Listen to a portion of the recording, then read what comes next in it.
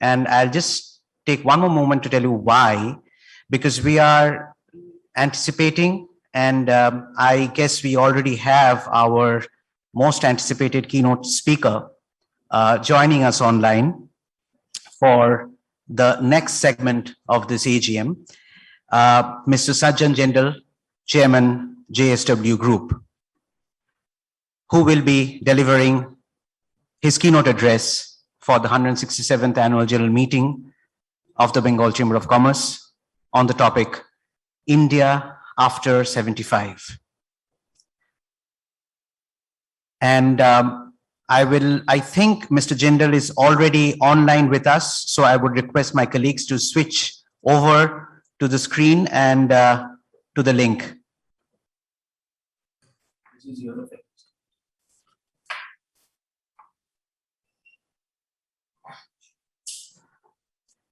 Sir, a very, very warm welcome. May I request over to Mr. Sajjan Jindal, Chairman, JSW Group, for his keynote address. So over to you. Thank you. Am I audible? Absolutely, sir. All right. Because sometimes there is always some technical glitch, so I just wanted to make sure. Thank you so much. Mr. Dev Mukherjee, President of BCCI, Mr. Abraham Stephanos, President Designate, Mr. Vishudip Gupta, Past President BCCI, distinguished guests, ladies and gentlemen, and members and invitees. Good morning to all of you. Maybe good afternoon now. Well, friends, I remember in the year 2004, my father, Shri O.P. Jindal, was given a Lifetime Achievement Award by the BCCI at a similar event like this. And I was seated in the audience as a proud son. Today, it gives me immense pleasure to address a similar forum at the AGM of Bengal Chamber of Commerce and Industry. Since its inception in 1833, the Bengal Chamber of Commerce has been a witness to two World Wars and our own freedom struggle. Last year, in its 167th year of operation, it also witnessed another unprecedented event in recorded history, the pandemic, which disrupted business as usual across the world and resulted in a significant structural shift today. Through all these historical milestones, BCCI continues to play a key role in helping its member organizations through the good and the bad times. And as it commences its 168th year of existence, I am confident that the Chamber will continue to provide guidance and necessary hand-holding to the organizations that are in need of it. Today, I have been invited to speak to all of you, and it is apt that I address a conference around the theme of India at 75. India will be celebrating its 75 years of independence, and Prime Minister Modi has also made a big plan that how we can showcase India to the world after 75 years of its independence. And as my professional journey has drawn strong parallels to India's growth story, I believe that I was born at a time when India was just about opening up, and my growth journey has coincided with the growth journey of our nation. So I've been one of the very fortunate ones. Talking about my journey, over the last 35 years, it coincides with India's vast economic growth. In the midst of bankruptcy in 1991, the Indian government, led by Mr. Narasimha Rao and his finance minister, Dr. Manmohan Singh, announced the liberalization policy. Among their 5 points for economic growth was the delicensing initiative, which allowed industries to be established in the country without any prior licenses. It was at this time that I started working towards achieving my childhood dream of building a world-class integrated steel plant. When I was growing in Haryana, in Hisar, my father had built a small steel factory and steel plant. And I always wanted to build a world's best steel plant. And that was somehow part of my childhood dream, because while growing in a small town, you spend a lot of time in the factories. And, as a kid, I remember seeing that orange steel being rolled, and my father spending many, many hours there. So at the start, I spent a considerable amount of time visiting steel plants across the world, and was determined that the steel plant that I would build would be better than any of those plants that I had visited, whether it was in Japan, in Korea, in Germany, in Europe. So I wanted the best technology, the best equipment, and the best process. It was to achieve this vision that I decided to adopt a new technology, completely new technology called Corex. And while people said that it would fail, and it did for the first time, I never lost sight of my vision to build the best in the world.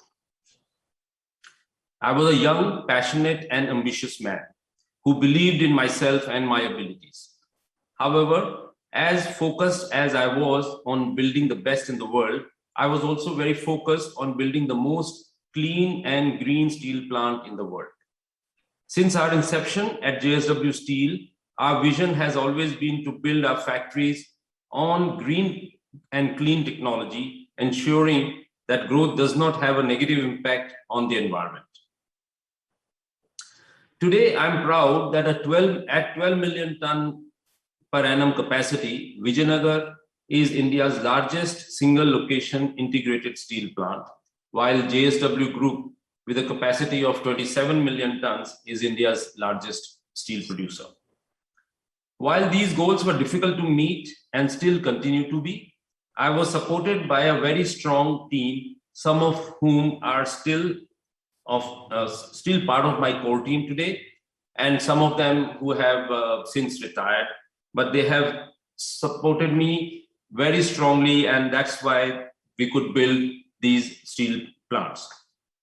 And all of them believed in my vision, and we have been able to stick to that commitment as we build the $14 billion organization which we are today.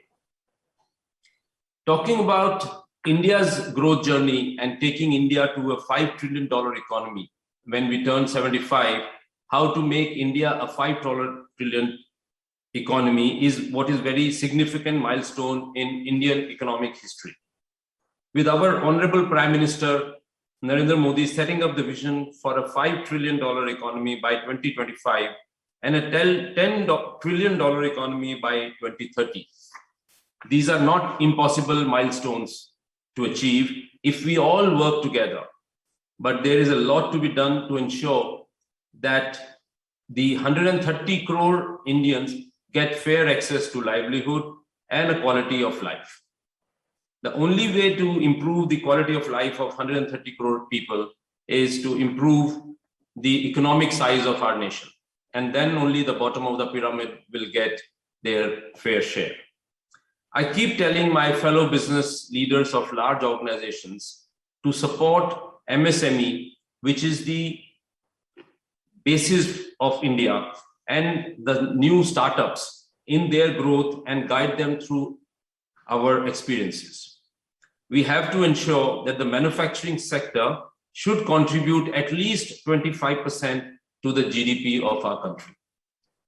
It is only when progress is made on these fronts that we will be able to provide economic opportunities to the poor who need the upliftment and employment opportunities for the youth.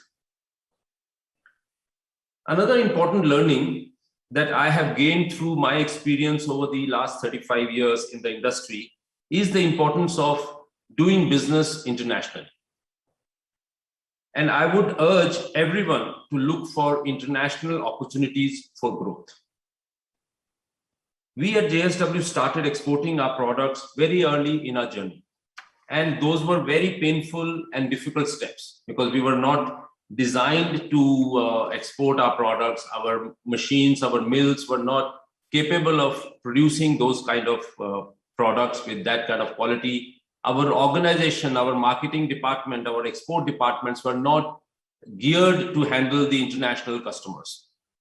But I had decided that to be a global player and to compete against the best in the world, we needed our products to meet stringent international norms set for product quality, and our production processes had to be upgraded to meet those requirements. Now, what that did for JSW Steel and the entire JSW Group was that we were tuned to produce very high quality product which would stand in front of the Japanese product, in front of the Korean product, or the German product. And that made us more competitive on quality front and also on the cost front. So I would recommend everyone to explore in their respective industries, to explore the export route for the sustenance and for the sustained growth of their businesses. Because sometimes the domestic markets dip. If you have the world as your market, then you will not have to suffer, or you don't have to slow down your production. For example, during the pandemic, we had switched to 70% of our output we had exported. We went up to 70% because Indian markets were shut, the whole country was shut, so we were exporting all over the world. And now, on a normal basis, we export up to 25% of our capacity.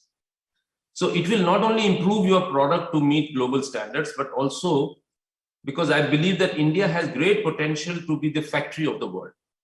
And by creating a global dependency of products, which is made in India, we ensure a long-term sustainable economic growth for our nation. Another area which I am very passionate about and which I believe is a game changer for our country.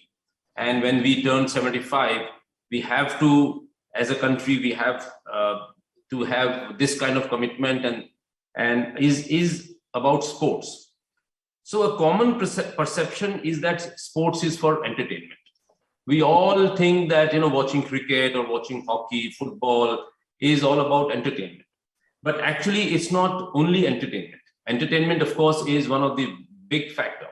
But as a matter of fact, sports goes far beyond entertainment. It is about physical health of the nation, of the people. And also it is about the wealth of the country. And is also about the competitive spirit that was prevalent in the country at that point of time. So if we become a big sporting nation, we will have so many aspects that we will cover as a nation. And the first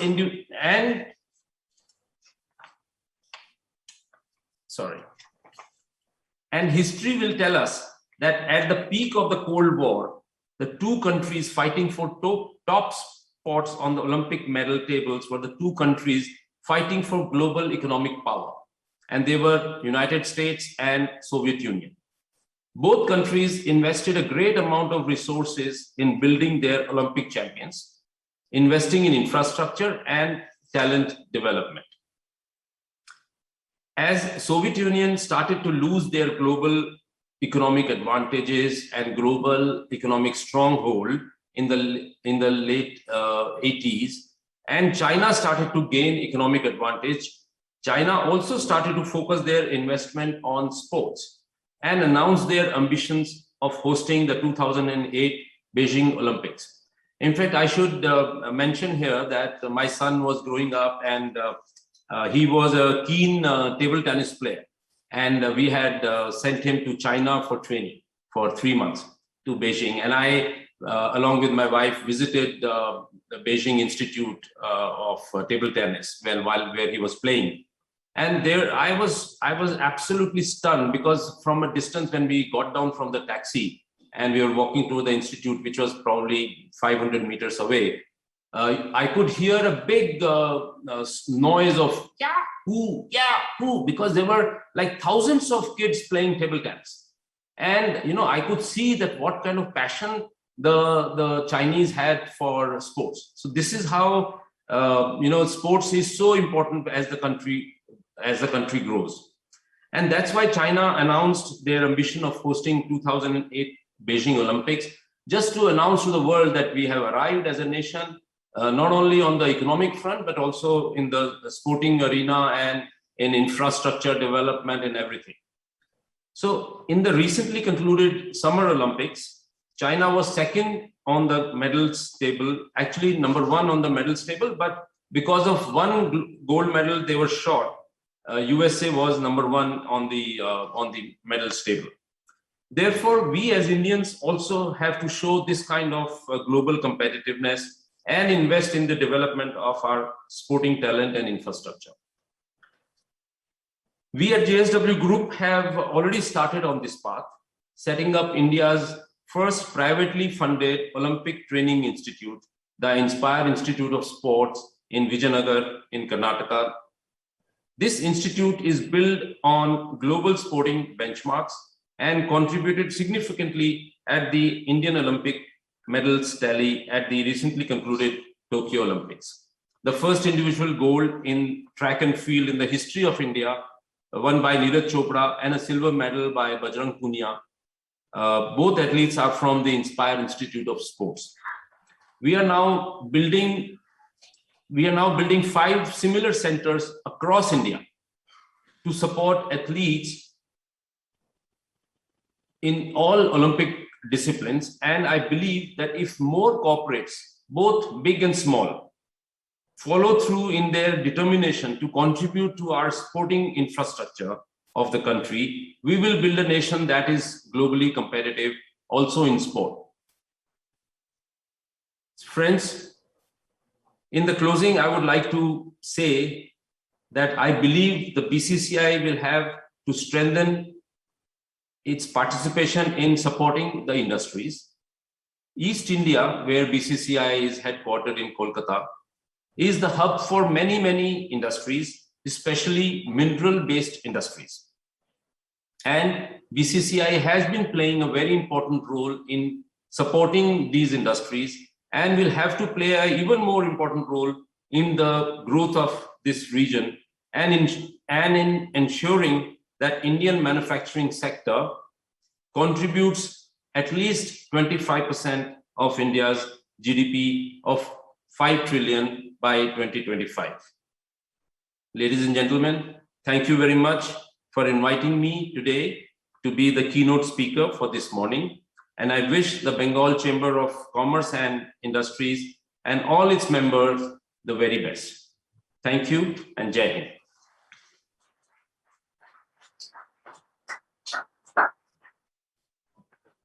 Thank you so much, sir. In fact, we have very keenly listened to you, and I have personally taken down your vision for the chamber to work and continue to work in the areas of metals, minerals, and also supporting the MSMEs in this region, which we are. In fact, sir, I was there personally. I was, in fact, it was my second year in the chamber when we had the honor of felicitating the legendary Shri O.P. Jindal, your father, in 2004. And I was also there when we had the privilege of felicitating you with our Metal Icon Award in 2015. And we look forward to having you in our midst once everything settles down a little bit, and hope that you'll be able to travel to Kolkata the next time we have our session. We wanted to thank you by presenting you with a little something for you to remember this program by. So we'll have to do it virtually. And may I request the president and the president designate of the Bengal Chamber to please, unveil the memento for Mr. Jindal before we send it to his office. So if you can please come up to the dais. I think yeah.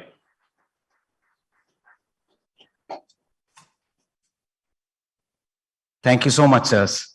Thank you. Thank you so much.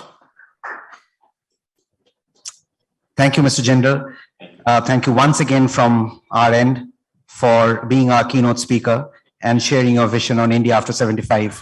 In fact, we set the speech for him and the topic for him as India after 75, because we knew that his passion goes much beyond industry and embraces, issues like sports, which in fact we are all proud about how India, fared in this Olympics, and we are, kind of, our hunger is up.